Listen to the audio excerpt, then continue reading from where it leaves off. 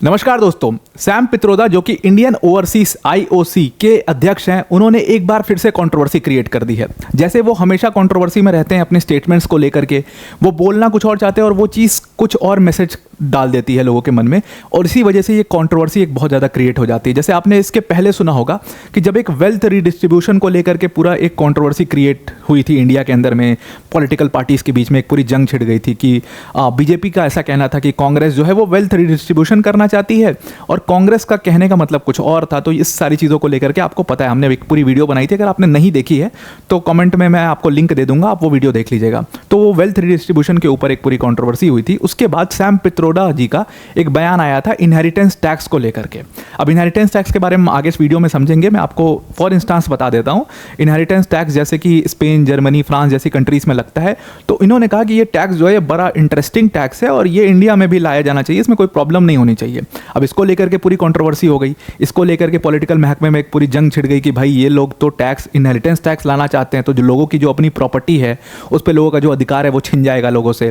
तो ये सारी चीज़ें शुरू हुई। अभी ये सारी चीज़ें ठंडी नहीं हुई थी, ये सारी कंट्रोवर्सी अभी बिल्कुल ख़त्म भी नहीं हुई थी, तब तक इन्होंने एक नई कंट्रोवर्सी छेड़ दी। हुआ क्या कि द स्टेट्समैन न्यूज़ एजेंसी है एक। अब ये द स्टेटमेंट न्यूज़ एजेंसी जो है एक्चुअल में इंडिया की न्यूज़ एजेंसी है।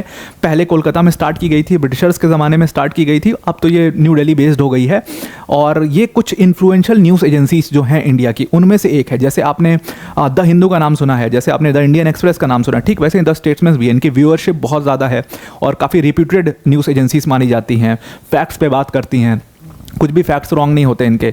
इन सारी चीज़ों के लिए इनकी बड़ी अच्छी इमेज है। तो द स्टेट्समैन न्यूज़ एजेंसी को इंडियन ओवरसीज़ के अध्यक्ष सैम पित्रोदा जी अपना कमेंट दे रहे थे, अपना बयान दे रहे थे, और उस पर उन्होंने एक ऐसी चीज़ बोल दी जिसकी वजह से पूरी कंट्रोवर्सी हो गई ट्विटर के ऊपर।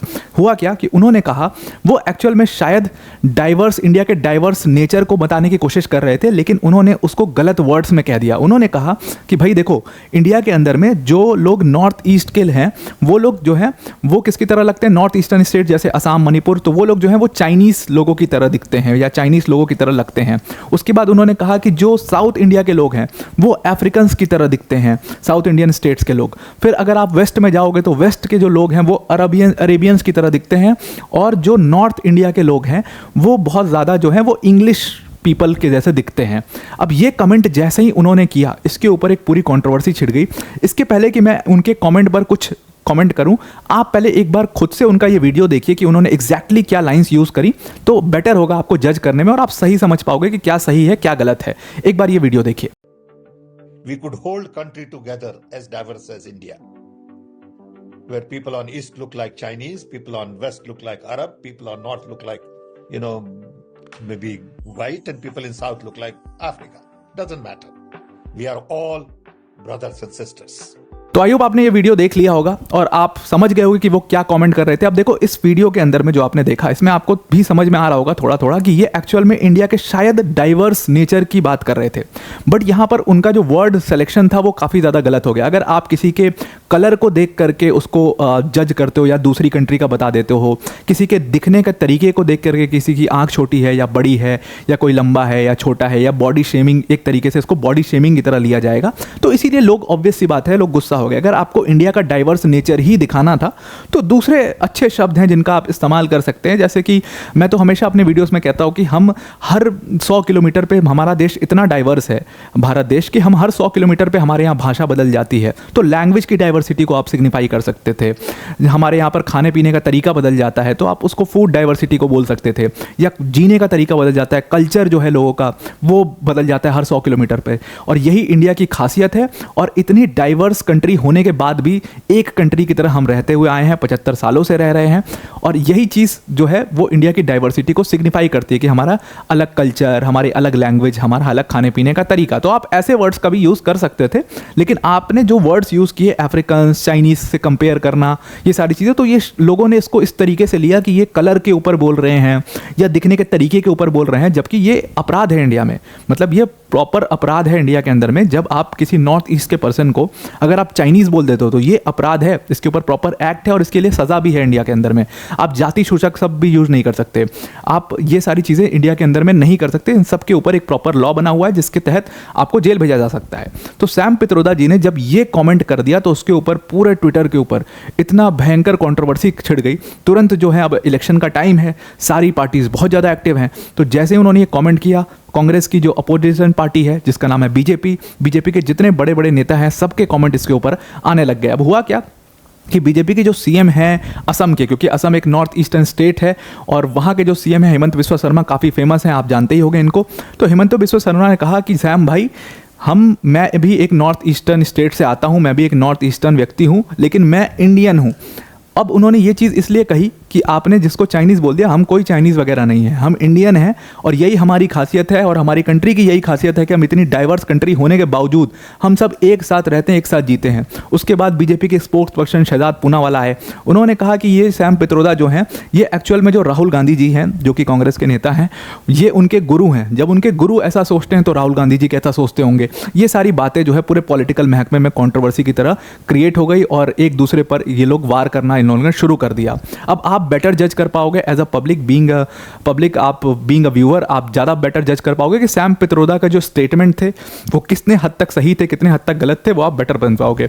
जो उनका माइंडसेट था, जो उनका कंटेक्स्ट था बोलने का, वो तो इंडिया के डाइवर्स नेचर के ऊपर ही बोलना चाह रहे थे, बट वर्ड सिलेक्शंस जो थे या सेंटेंस सिलेक्शन जो थे वो बहुत गलत थे, ऑब्वियसली बहुत गलत थे। अब इसके पहले जो इन्होंने कंट्रोवर्सी क्रिएट करी थी इनहेरिटेंस टैक्स के ऊपर, वो कंट्रोवर्सी भी मैं आपको समझा देता हूं। इन्होंने कहा था, देखो वेल्थ डिस्ट्रीब्यूशन के ऊपर एक पूरा कंट्रोवर्सी ऑलरेडी चल रही थी। क्यों चल रही थी?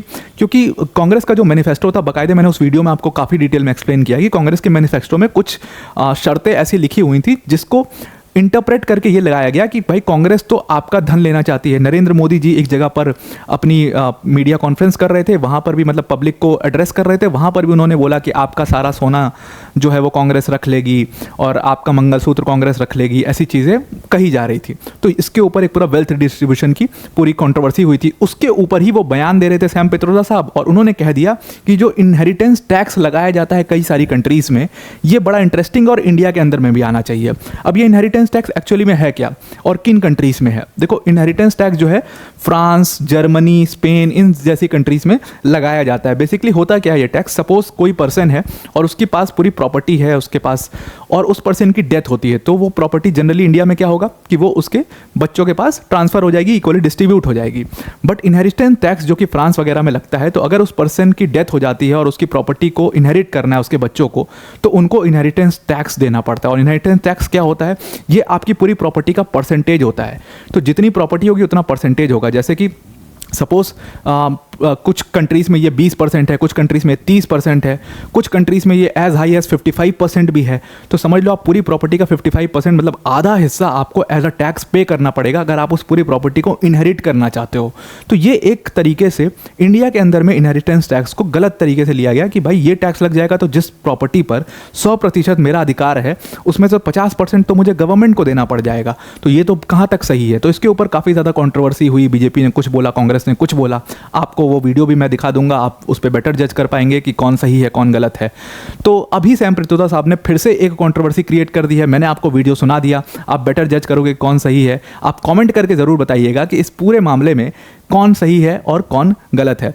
तो अब वीडियो को एंड करने से पहले एक बहुत बड़ी अनाउंसमेंट है अनअकैडमी टीम की तरफ से।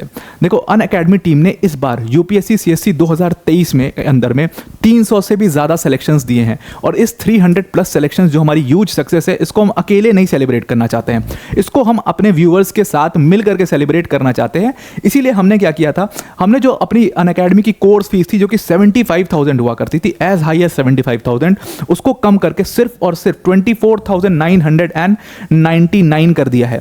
अब इस कोर्स फीस में आपको बेस्ट क्वालिटी एजुकेशन हमारे बेस्ट एजुकेटर्स दे रहे होंगे। और ये एक बात ध्यान रखिएगा कि ये जो 24,999 में आपको कोर्स मिल रहा है, ये सिर्फ और सिर्फ 11 मई तक आपको मिलेगा। ये ऑफर सिर्फ वहीं तक वैलिड है। हमने आपके लिए इस ऑफर को एक्सटेंड किया था। पहले ये ऑफर की जो डेट थी वो 7 मई तक ही थी, लेकिन अभी हमने एक्सटेंड करके आपके लिए 11 मई तक कर दिया है। 11 मई के बाद जो प्राइसेस हैं वो 59,999 हो जाएंगे। तो इससे पहले 11 11th में आए, आप इतने ही प्राइस पर इस कोर्स को अवेल कर लीजिए। अब इस प्राइस में आपको मिलेगा कौन कौन सा कोर्स? इस प्राइस में आपको वेरिड कोर्सेस मिलेंगे, आप जिस कोर्स से चाहो उस कोर्स से पढ़ सकते हो। ये सारे कोर्सेस आपके डैशबोर्ड पर मिल जाएंगे आपको। जैसे कि अगर आप इंग्लिश मीडियम में पढ़ना चाहते हो तो हमारे पास आरम बैच है।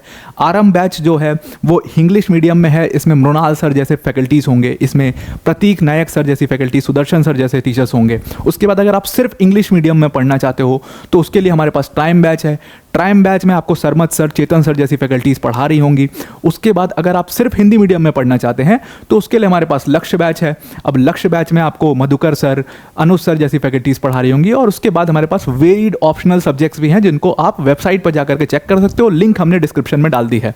तो आई होप आपको ये पूरा आर्टिकल, ये पूरी कॉन्ट्रोवर्सी जो कि ट्विटर पर अभी ट्रेंडिंग में चल रही है, समझ में आ गई होगी। तो आज के लिए इतना ही। Thank you and have a nice